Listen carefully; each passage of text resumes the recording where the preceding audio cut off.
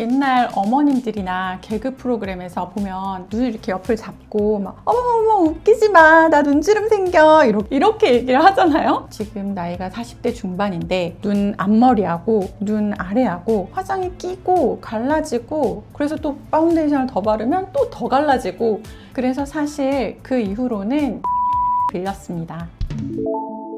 안녕하세요. 디테일 박원장 채널의 피부과 전문의 박지혜입니다. 제가 요새 관심 있고 잘할 수 있을 것 같은 그런 내용을 정했는데 바로 눈가주름입니다. 지금 나이가 40대 중반인데 제가 한 번도 사보지 않은 화장품이 있습니다. 바로 아이크림인데요. 이 나이까지 아이크림을 사본 적이 없이 어떻게 눈가 피부 관리를 했는지 여러분들에게 지금부터 알려드리겠습니다. 몇 년 전까지만 해도 아이크림을 20대부터 발라서 눈가 노화를 예방해야 된다, 이런 거가 정설이었거든요. 그래서 뭐 토너 바르고 에센스 바르고 로션 바르고 크림 바르고 그 위에 또 아이크림 바르고 또 선크림 바르고, 지금도 아마 이렇게 하시는 분들 많이 있으실 거예요. 근데 요새는 트렌드가 화장품 다이어트의 시대라고 하잖아요. 아이크림은 크게 두 가지 컨셉으로 나오거든요. 하나는 보습을 빵빵하게 해서 피부를 건강하게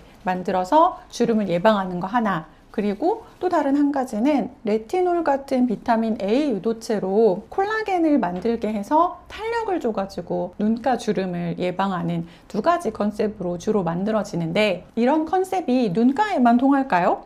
얼굴이 한 판인데 눈가에 좋은 성분들은 당연히 얼굴에도 좋습니다. 눈에도 바르고 얼굴에도 바르면 일석이조네요. 아이크림을 따로 살 필요가 없겠죠. 진짜 똘똘한 내 피부에 맞는 제품을 골라서 잘 사용하면 여러 가지 제품을 굳이 사용하지 않아도 피부 케어를 잘 할 수 있거든요. 그런 의미에서 아이크림은 꼭 필요한 단계는 아니라고 저는 생각합니다. 그 중에서도 건성이신 분들은 조금 더 꾸덕한 제품이 피부에 맞으실 거고, 지성이신 분들은 좀 가벼운 텍스처가 더 맞으실 겁니다. 그리고 거기에 세라마이드나 아까 말했던 레티놀 성분이 들어가 있거나 아니면 피부 보습을 위한 히알루론산, 이런 성분들이 들어가 있으면 더 좋겠죠. 그리고 얼굴은 기름진데 눈가는 건조하다, 그러면 눈가만 조금 더 꾸덕한 제형을 발라주시면 좋습니다. 아이크림 이런 거 이제 바를 때 혹시 원장님만의 꿀팁이 있으실까요? 이렇게 바르면 안 된다라거나. 눈가는 사실 너무 많이 만지는 게 좋지는 않거든요. 꾹꾹 쥐 앞에서 바르라는 사람들도 있고, 근데 이게 열심히 바르다 보면 너무 많이 비비게 되는데, 그런 것보다는 가볍게 톡톡톡톡 이렇게 두들겨주는 정도만 해서 흡수시켜주면 그게 가장 좋은 방법인 것 같습니다. 여기서 박 원장의 디테일한 꿀팁 나갑니다. 간혹 눈 주변에 갑자기 한꺼번에 많은 비립종이 생긴다. 그러면 내가 너무 끈적거리는 제품을 사용하고 있는 게 아닌지 확인해 봐 주세요. 진료실에서 보면 이런 경우가 가끔 있는데요. 갑자기 어느 날부터 비립종이 막 생기기 시작하는 거예요. 특히 눈 주변에. 그래서 그때 제가 혹시 화장품 바꾸셨어요? 이렇게 여쭤보면 대부분은 얼마 전부터 피부가 너무 건조한 것 같아서 화장품을 바꿨어요, 이렇게 말씀하시는 분들이 꽤 있습니다. 그러면 이제 제품을 조금 라이트한 걸로 바꿔주세요. 그러면 이제 그때부터 좋아지시는데요. 비립종이 아주 작은 경우에는 그냥 그렇게 화장품을 바꿔주는 것만으로도 좋아지실 수가 있고요. 비립종이 조금 큰 경우에는 병원에서 제거를 하시고 화장품을 바꾸시면 더 이상 생기지 않는 경우가 많이 있습니다. 첫 번째 이유로 아이크림을 얘기를 해주셨는데 두 번째 비결 또 뭐가 있을까요? 눈가주름 두 번째 비결은 보톡스입니다.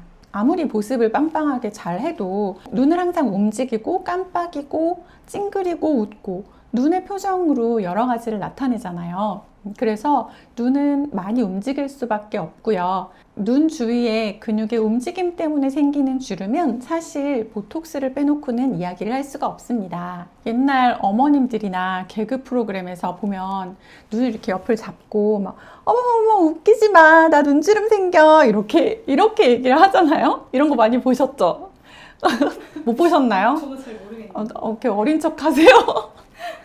이런 거 있었어요, 제 시대에는. 이렇게 손으로 이렇게 막는, 눈 주름 못 생기게 이렇게 막는 이 손의 역할을 바로 보톡스가 하는 거거든요. 지금처럼 보톡스가 흔하지 않던 그 옛날에 어머니들의 생활의 지혜라고 할 수 있죠. 그럼 이게 진짜로 효과가 있는 거예요? 이렇게 잡고 있는 게? 웃을 때마다 그럼 효과가 있겠지만 사람이 그럴 수가 있을까요? 보통 이 눈 옆에 까마귀발 주름이라고 하는 건 보톡스로 쉽게 치료가 되는 거거든요. 그래서 요새는 그렇게 하는 사람을 PD님이 못 보신 게 보톡스의 덕분이 아닐까 생각합니다. 그렇다고 웃는데 주름이 하나도 없으면 좀 어색하잖아요. 그래서 저는 웃을 때 약간의 눈가 주름은 남겨놓으면서 치료를 하는 걸 선호하는 편입니다. 눈가 보톡스는 언제 맞느냐면요. 눈가 주름이 처음에는 웃을 때만 생기다가 이게 막 금이 가려고 한다. 그러면 그 타이밍, 금이 생기기 전, 아니면 막 붓을살처럼 너무 자글자글하게 생긴다, 웃을 때. 그럴 때 보톡스를 맞아주시면 됩니다. 저도 필요한 눈일까요? 웃어보실래요? 괜찮은 것 같아요. 네. 네, 합격. 보톡스 맞을 때 혹시 주의사항이 있으실까요? 보톡스는 내성 때문에 4, 5개월에 한 번씩 맞아주시면 좋고요. 특별한 부작용은 없지만 일단 주사기 때문에 주사 부위의 감염을 예방하기 위해서 주사 후 24시간 정도는 손으로 만지거나 비비지 않는 것이 좋습니다. 이제 보톡스까지 추천을 해주셨는데 네.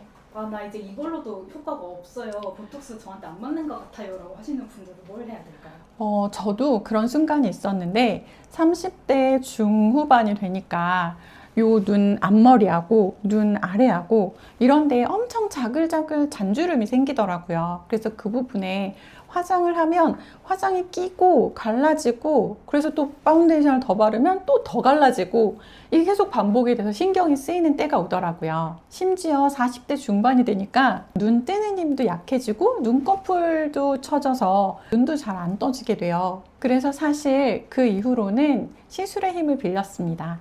아이 울세라, 아이 슈링크, 아이 써마지, 아이 올리지오, 리쥬란 이런 종류들이 있고요. 이렇게 그냥 들으면 그거 다 비슷비슷한 거 아니야? 이렇게 생각하실 수 있겠지만 내 고민이 뭐냐에 따라서 조합 방법이 좀 다를 수가 있습니다. 아이 울세라와 아이 슈링크 같은 경우에는 초음파를 이용해서 피부에 열점을 만들거든요. 그 열점에서 조금 피부가 수축해서 리프팅이 되는 원리고요.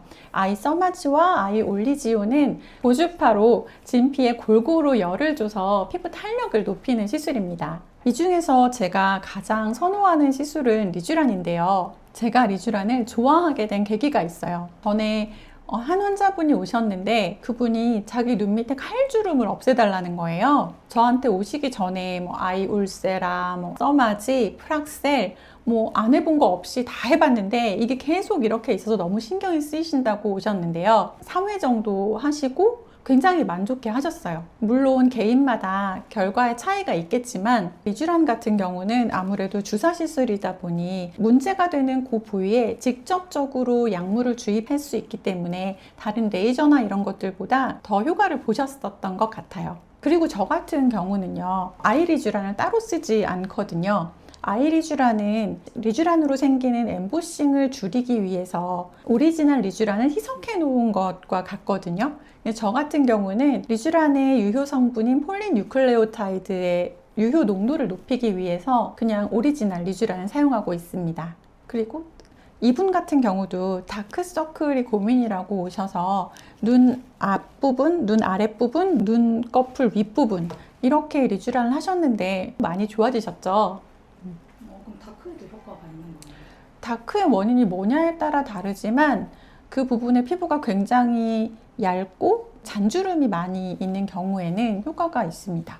하는데 시술을 받았으면 어쨌든 이걸 관리를 잘 해야 유지가 되는 거잖아요. 평생 어떤 식으로 이걸 관리를 해야 더 효과가 오래 지속될까요? 저라고 시술을 계속 하는 건 아니니까 시술을 하고 시간이 어느 정도 지나면 저도 똑같은 고민을 하게 되거든요.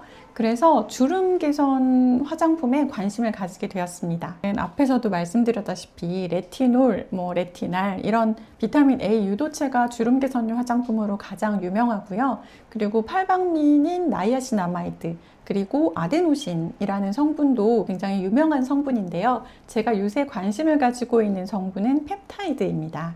펩타이드는 한 가지 성분명은 아니고요. 아미노산의 결합체를 말하는데요. 펩타이드 중에서 보톡스처럼 신경 전달을 차단시켜서 근육의 움직임을 못하게 하는 성분이 있는데요. 옛날에 뱀독 화장품이라는 이름으로 나온 적도 있었어요. 사실 저 어릴 때 보톡스를 넣은 화장품도 있었거든요. 요새는 우리나라 화장품이 최고니까 외국에서 올리브영에 와서 다 화장품을 쓸어 가잖아요.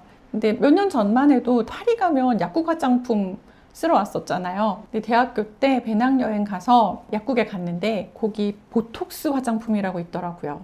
지금도 기억이 나는데 근데 그게 효과가 있었으면 아마 지금까지 주름 개선 화장품계를 싹 평정하고 있지 않았을까요? 근데 지금 흔적도 없거든요. 그럴 수밖에 없는 게 피부를 뚫고 들어가서 그게 작용하는 저 아래까지 들어가기에는 너무 분자량이 커서 작용을 제대로 할 수가 없습니다. 그래서 사람들이 열심히 연구를 했겠죠. 그래서 만들어진 성분이 아세틸헥사펩타이드와 시네이크라는 성분입니다. 전 요새 얘네가 들어간 제품을 쓰고 있어요.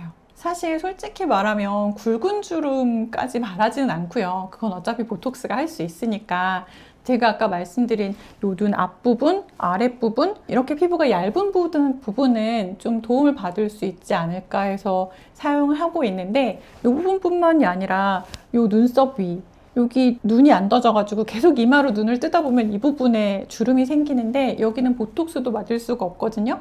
그 부분이랑 입가주름 이런 부분에 좀 신경 써서 바르고 있습니다. 펩타이드는 작용할 때 친구 성분이 있으면 더 잘 작용을 하거든요. 이 친구 성분으로 비타민C가 굉장히 좋습니다. 그래서 저는 비타민C를 같이 발랐어요. 비타민C에 대한 내용은 다음에 더 자세히 할 테니까요. 기대해 주세요. 그 외에도 우리가 평상시에 습관으로 놓치기 쉬운 것들이 있는데요. 노화를 예방하는 가장 확실한 방법 한 가지만 든다면 뭔지 아세요? 바로 선크림입니다. 그래서 눈 주변에도 선크림을 꼼꼼하게 발라주셔야 돼요. 눈이 시렵다. 그러면 그 제품은 사용하시면 안 되는 거고 눈이 시렵지 않은 제품을 잘 선택해서 바르시면 됩니다. 그리고 잘 때 바로 누워서 자는 습관도 굉장히 중요해요. 우리가 잘 때 한두 시간 자는 것도 아니고 6시간 이상 자는데 이렇게 한쪽으로 눌려 있으면 눈가 주름이나 팔자 주름이 더 그쪽으로 심해지거든요. 그래서 바로 자는 게 중요한데 이게 사실 쉽진 않아요.